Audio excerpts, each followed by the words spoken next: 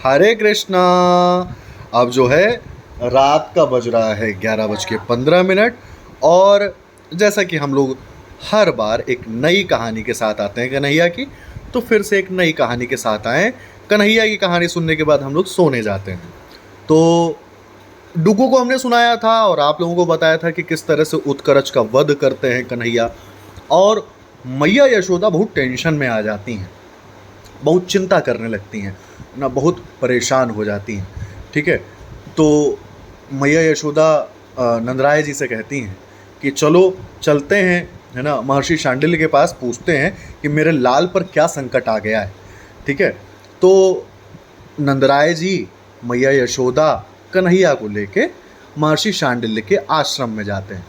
ठीक, वहाँ पर कहते हैं कि इस पर पता नहीं क्या संकट आ गया, पता नहीं किसकी बुरी नज़र लग गई, पता नहीं कौन सा भूत प्रेत बाधा लग गई है कि इस पर बार बार संकट आ रहा है। बहुत परेशान होती है, बहुत रोती है मैया यशोदा। तो महर्षि शांडिल्य कहते हैं कि जो संकट हारी हैं, संकट हारने वाले हैं, संकट काटने वाले हैं, उन पर क्या ही संकट आएगा, क्यों परेशान हो रही हो। तो भी मैया यशोदा कहती है आप कम से कम पूजन तो करा दीजिए।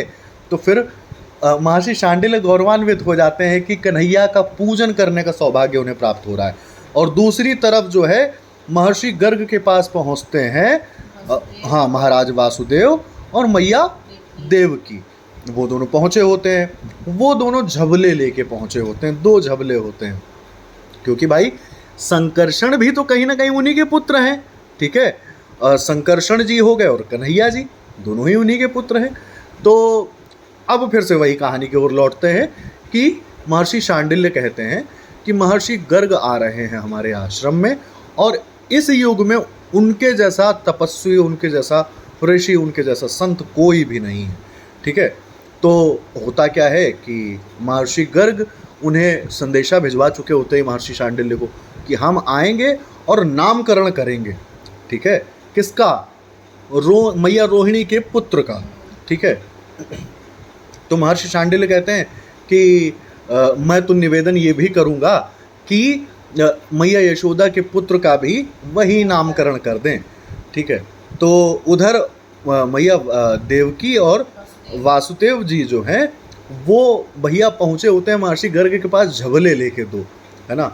तो वो कहते हैं कि अगर रोहिणी भाभी चाहें तो वो भी पहना दें। ठीक है, और वो क्योंकि जानती हैं कि कन्हैया उन्हीं के पुत्र हैं।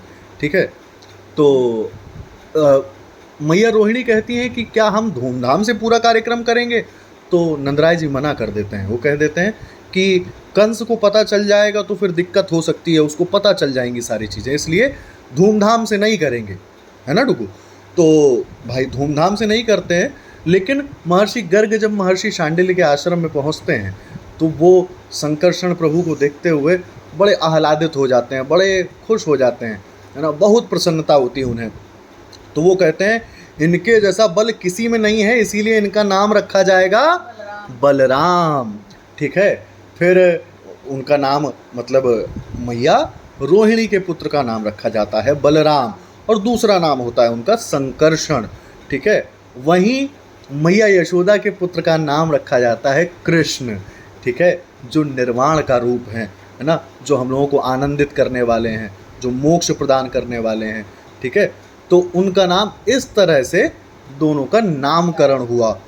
पूरी सृष्टि गूंज उठी कृष्ण के नाम से, है ना, सब कोई खुश हो गया।